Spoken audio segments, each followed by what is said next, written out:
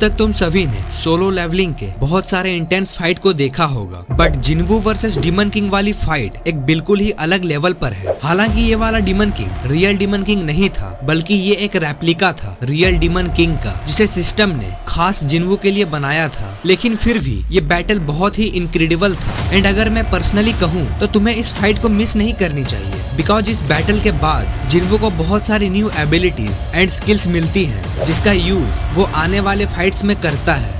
And एक तरह से इस वीडियो में सोलो लेवलिंग सीजन 2 के एपिसोड 8 एंड 9 एक्सप्लेन्ड है। तो अगर इस वीडियो को तुम पूरा देखते हो तो इसमें तुम्हारा ही फायदा होगा।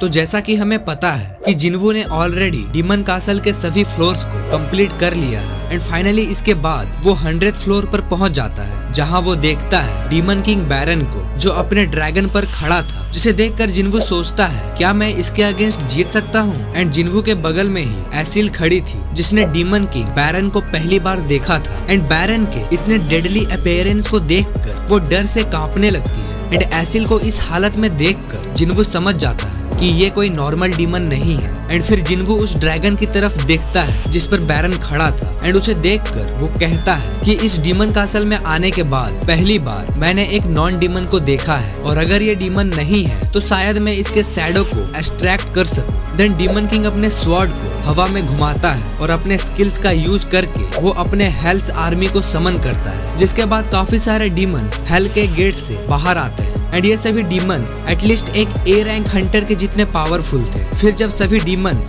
जिन्वू की तरफ बढ़ने लगते हैं, तब जिन्वू अपने skill domain of the monarch का यूज करता है और अपने सभी शैडो सोल्जर्स को बाहर बुलाता है। एंड ये डोमेन ऑफ द मोनार्च एक ऐसी स्किल है जिसमें जिन्वू के चारों ओर एक ऑरा सर्कल क्रिएट होता है। एंड जितने भी शैडो सोल्जर्स इस एरिया के अंदर रहेंगे, उनकी पावर्स डबल हो जाएंगी। एंड यहाँ जिन्वू के सभी शैडो सोल्जर्स उन सभी डीमंस को मार रहे थे, जहाँ टस्क अपने हिम्न ऑफ कंबसन का यूज करके काफी सारे डीमंस को एक साथ जला रहा था, तो वहीं इग्रिस अपने स्वॉर्ड से बहुत सारे डीमंस को एक साथ काट रहा था। एंड इतने अमेजिंग बैटल को देखकर एसिल कहती है कि मैंने जिन्वू के साथ अभी तक जितने भी फ्लोर्स को पार किया है, उसमें पहली बार मैं जिन्वू को ऐसे लड़ते हुए देख रही हूँ। देन इन सब के बाद डीमन किंग अपने स्किल्स का यूज करके एक पावरफुल लाइटनिंग अटैक करता है, जिससे जिन्वू एसिल को और खुद को बचा लेता है और कहता है इस अटैक से मेरे सारे शैडो सोल्जर्स लगातार डिस्ट्रॉय हो रहे हैं। एंड इससे पहले कि मेरा सारा माना खत्म हो, मुझे इस डीमन किंग को हराना होगा। फिर जिन्वू तुरंत जंप करके बैरन के पास आता है एंड उस पर अपने डैगर से अटैक करता है, बट बैरन अपने स्वॉर्ड से उस अटैक को रोक देता है और जिन्वू को नीचे जमीन पर फेंक देता है। देन वो जिन्वू पर फिर से एक लाइटनिंग अटैक करता है और जिन्वू उस अटैक से बच जाता है। बट जिन्वू सोचता है कि इसके अटैक्स बहुत ही फास्ट हैं एंड शायद मैं इससे नहीं बच पाऊंगा। बट तभी टस्क अपने हिम्न ऑफ ब्लेजिंग फायर का यूज करता है एंड जिन्वू को उस अटैक से बचा लेता है। एंड टस्क के उस अटैक से काइजल नीचे गिर जाता है।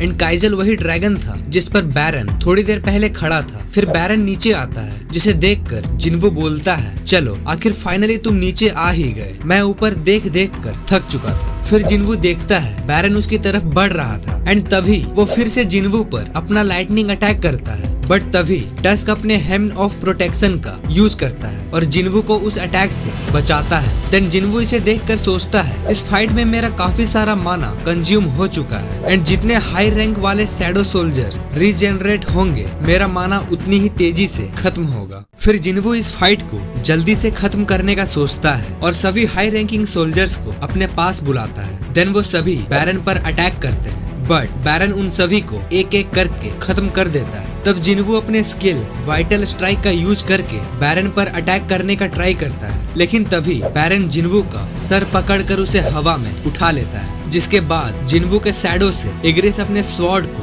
बैरन के हाथों पर स्टैब करता है एंड जिन्वू उससे बच जाता है। तब इससे डीमन किंग को बहुत ज्यादा गुस्सा आता है, जिसके बाद वो अपने डैगर के साथ जिन्वू पर अटैक करता है। बट जिन्वू अपने डोमिनेटर्स टच का यूज करके बैरन के दोनों हाथों को काट देता है एंड फिर वो बैरन के फेस पर एक धमाकेदार पंच मारता है, जिससे बैरन का सर उसके बॉडी से अलग हो जाता है। एंड फाइनली जिन्वू डीमन किंग को हरा देता है और इसे हराने के बाद जिन्वू को बहुत सारे स्पेशल आइटम्स मिलते हैं जिनका यूज करके जिन्वू एलिक्सिर ऑफ लाइफ को बनाता है, जिसे तुम होली वाटर ऑफ लाइफ भी कह सकते हो, जिससे वो अपनी मदर को वापस से ठीक करेगा जो पिछले कुछ सालों से कोमा में थी। एंड जिन्वू वहाँ जल्दी जाना चाहता था, तभी आयरन डीमन किंग के उस ड्रैगन को खींचकर जिन्वू के पास लाता है। देन जिन्वू उसे अराइज करके उसे एक नाम देता है, काइजर। फिर जिन्वू अपने पास से एक र्यून स्टोन निकाल कर उसे यूज करता है, जिसके बाद जिन्वू को एक और न्यू स्किल मिलती है जो था